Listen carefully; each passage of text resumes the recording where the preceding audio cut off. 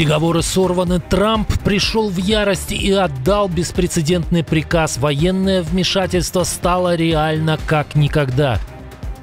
Ситуация требует. Президент Зеленский приказал переписать планы обороны Украины. Командующий штурмовиками заявил о завершении операции.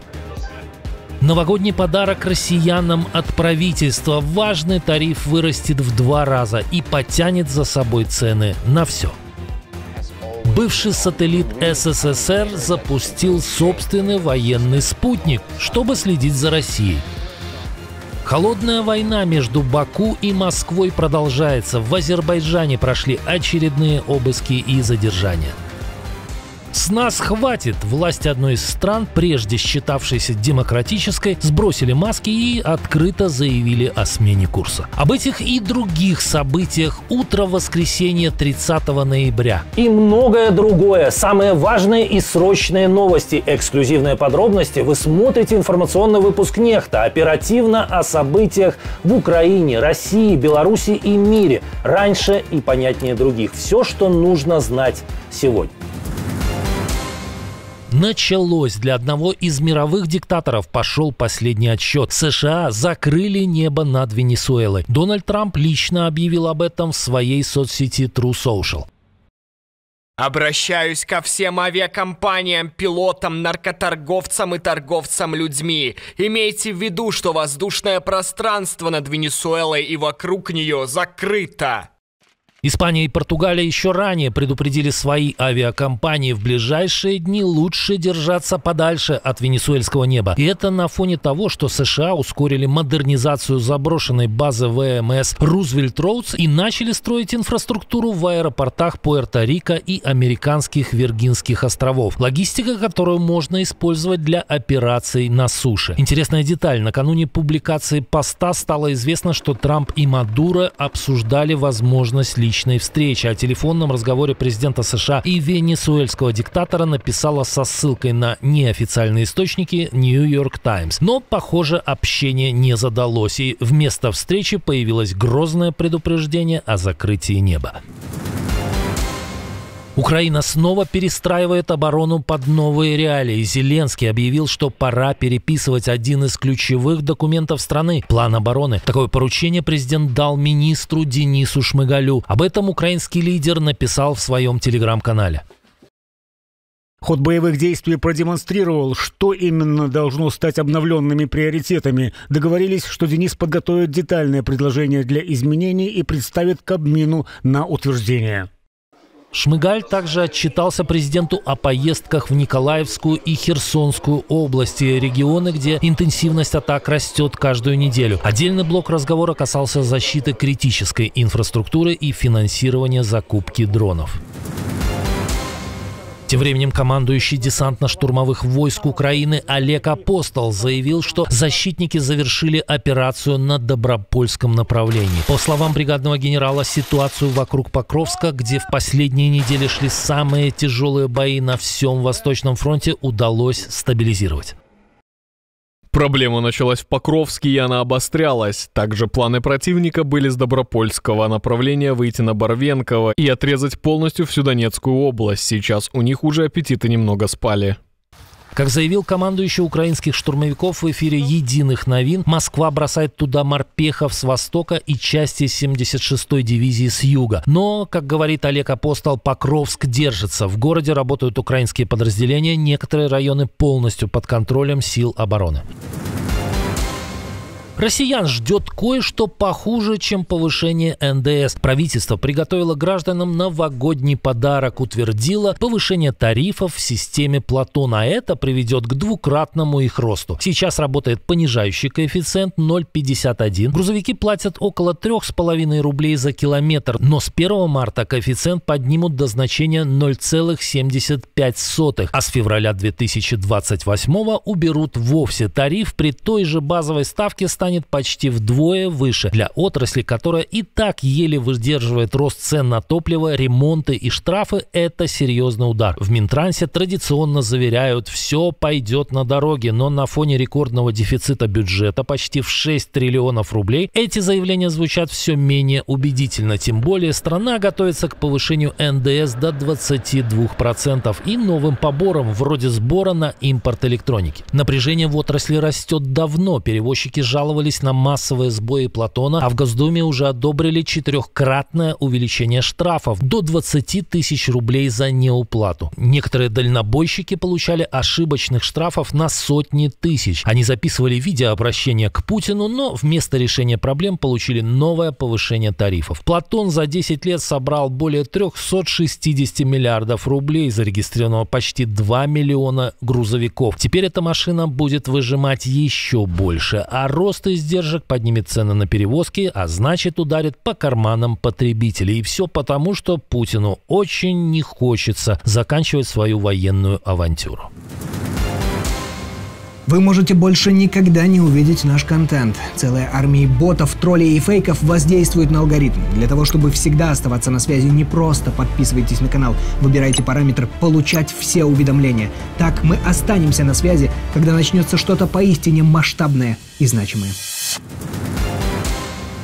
Борьба с влиянием Кремля или очередная зачистка в рядах оппозиции? В Азербайджане прошли новые обыски и задержания. Сотрудники службы госбезопасности нагрянули в дом лидера партии Народного фронта Алии Керимли. Жилище перелопатили, но самого политика лишать свободы не стали. Его соратникам повезло меньше. Сообщается о задержании 3 человек. Операция прошла в рамках расследования, связанного с бывшим главой администрации президента Рамизом Мехтиевым. Он десятилетиями считался одной из самых влиятельных фигур в стране. Мехтиев был правой рукой сначала Гейдара Алиева, а потом его сына Ильхама. Но в разгар конфликта между Баку и Москвой несколько месяцев назад на бывшего царедворца завели дело, обвинив в работе на Кремль и подготовке переворота. В провластных изданиях намекают, за реальную или мнимую связь с Мехтиевым лидеру Народного фронта Керимли и его соратникам может светить до 20 лет тюрьмы. И, похоже, количество политзаключенных в Азербайджане может увеличиться с нынешних 375 еще на несколько человек.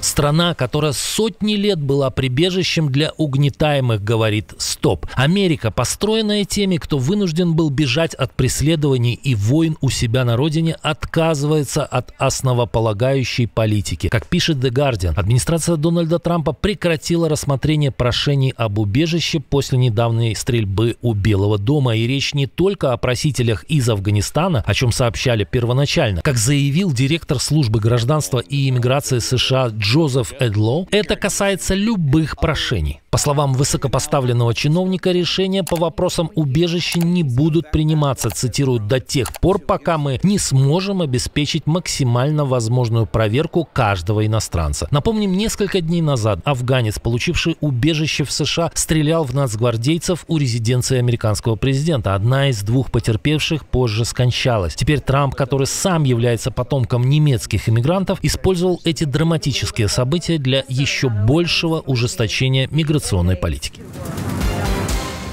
Польша тихо, но эффектно подняла планку своей обороны. Впервые в истории страна получила собственный военный спутник. И это не просто символический шаг, а реальное усиление разведки на фоне самой взрывоопасной ситуации в Европе со времен Холодной войны. Ракета «Фалькон 9» вывела на орбиту сразу 140 аппаратов, среди них и спутник ICI X-62, который станет глазами польской армии в космосе. Связь со спутником уже установлена, системы работают штатно, впереди тесты и калибровка. После этого аппарат официально передадут военным. Об этом объявил сооснователь и руководитель компании Рафал Маджевский. Первый военный спутник Польши уже на орбите и работает. 6 месяцев от подписания договора до запуска. А CI – компания польско-финская и сравнительно молодая, но она уже зарекомендовала себя в деле. Один из ее спутников уже 2 года используется украинским ГУР, благодаря народному сбору в 2022. Во времена, когда из Москвы слышатся угрозы, а из-за океана приходят то обещания отключить Starlink, то новости о планах сократить американский контингент в Европе, Варшава понимает, что нужно полагаться на себя и союзников на старом континенте. Тем более, что Европейское космическое агентство получило рекордный бюджет в 22 миллиарда евро. Кыргызстан отказывается от демократии. Накануне парламентских выборов власти говорят о том, что сворачивают с западного пути открытым текстом. Мы молодая страна. Первые 30 лет мы пытались копировать. Мы думали, что примем парламентскую страну по образцу Вестминстера и будем жить как западные страны. Но это не сработало и не сработает. Вице-премьер уверен, что президент Садыр Жапаров подарил народу уверенность и надежду, что завтра будет лучше, чем вчера. Цензуру в интернете заместитель председателя правительства называет гигиеной и заботой о хорошем настроении сограждан. Политологи описывают это иначе. За последние 5 лет мы пережили очень радикальные политические изменения. Одним словом, централизацию политической власти в аппарате президента, вокруг президента и при поддержке правоохранительных органов, а также силовых структур правительства. О том, как изменилась политическая система страны, бывшей некогда примером демократических реформ в Центральной Азии, свидетельствуют события последних месяцев. В сентябре парламент вдруг проголосовал за самороспуск, как по команде. Хотя почему как? А всего за неделю до голосования власти арестовали целый ряд главных противников президента Жапарова во главе с сыном бывшего главы государства Алмазбека Атамбаева Кадырбеком. И, конечно же, у оппозиционеров нашли пару ножей, пару стволов, одну гранату, деньги и наркотики. Ну, все как в России или Беларуси. Те оппозиционеры, которых оставили на свободе, смотрят на свои шансы с пессимизмом. Выездное голосование стартовало накануне, основное сегодня в воскресенье, но, похоже, результат этих выборов уже предсказуем. Отдельное спасибо, что досмотрели до конца. Спасибо за ваше доверие. Жду развернутых комментариев, лайков и репостов. Это важно, чтобы нас становилось больше. На этом пока все. До новых встреч и хороших вам новостей.